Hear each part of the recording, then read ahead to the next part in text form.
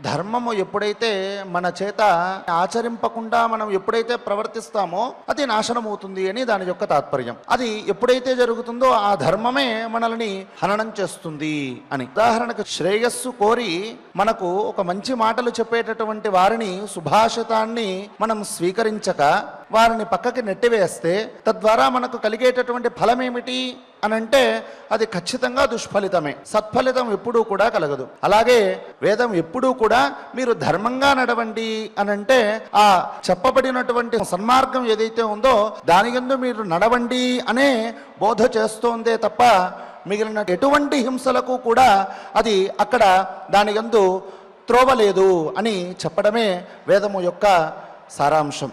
అంతటి మహత్తరమైనటువంటి వేదాన్ని ఎప్పుడూ కూడా మనం నిందించకూడదు. ఒకవేళ అలా నిందించినట్లయితే ఖచ్చితమైనటువంటి దుఃఖాన్ని వాడు పొందుతాడు.